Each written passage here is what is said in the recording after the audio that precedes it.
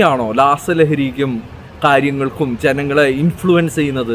വിവേചന ബുദ്ധി ഇല്ലാത്തവർ, നശിക്കേണ്ടവർ, അവരെവിടെ പോയാലും ആ നശിക്കുന്നതിനുള്ള കാരണങ്ങൾ കണ്ടെത്തിക്കൊണ്ടിരിക്കും.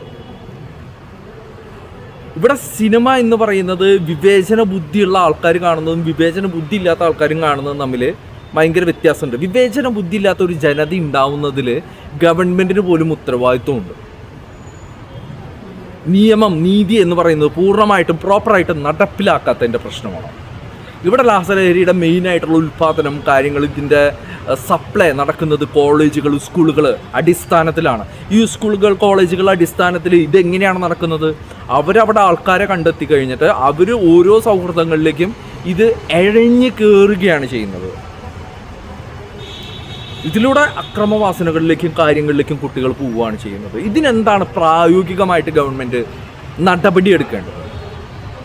ഇവിടുത്തെ കോളേജ്, അതേപോലെ തന്നെ സ്കൂൾ, എല്ലാ പ്രൈവറ്റ് ഗവൺമെൻറ് സെക്ടറിലുള്ള എല്ലാ സ്കൂളുകളും കോളേജുകളിലും ഉള്ള വിദ്യാർത്ഥികളുടെ ബ്ലഡ് ടെസ്റ്റ് ചെയ്തിട്ട് അവർ രാസലഹരിക്ക് അടിമപ്പെട്ടവരാണ്, അല്ല അവർക്കും അങ്ങനെ ഉപയോഗം കാണുന്നുണ്ടെങ്കിൽ പ്രോപ്പറായിട്ടുള്ള നടപടികൾ സ്വീകരിച്ചുകൊണ്ട് കാര്യങ്ങൾ ചെയ്യേണ്ടതുണ്ട്. പഞ്ചായത്ത് അടിസ്ഥാനത്തിൽ, ഡിസ്ട്രിക്റ്റ് അടിസ്ഥാനത്തിൽ, സ്റ്റേറ്റ് അടിസ്ഥാനത്തിൽ എല്ലാ വ്യക്തികളുടെയും ബ്ലഡ് പരിശോധിച്ച് ഉറപ്പുവരുത്തേണ്ടതുണ്ട്. ഇങ്ങനെയുള്ള കെമിക്കൽ, സിന്തറ്റിക് ലഹരി പദാർത്ഥങ്ങളും ഉപയോഗിക്കുന്നില്ല എന്നുള്ളത് ഉറപ്പുവരുത്തേണ്ടതുണ്ട്.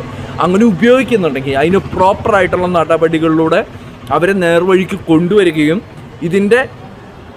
ഇതിൽ ക്രിമിനൽസായിട്ട് ഇതിൻ്റെ പ്രൊഡക്ഷന് വേണ്ടി ശ്രമിക്കുന്നവരാരാണോ അവരെ നീതിപീഠത്തിന് മുന്നിൽ കൊണ്ടുവരികയും അവർക്ക് തക്കതായിട്ടുള്ള ശിക്ഷ വാങ്ങിച്ചു കൊടുക്കേണ്ടതും നമ്മുടെ ഗവൺമെൻറ്റിൻ്റെ ചുമതലയാണ്.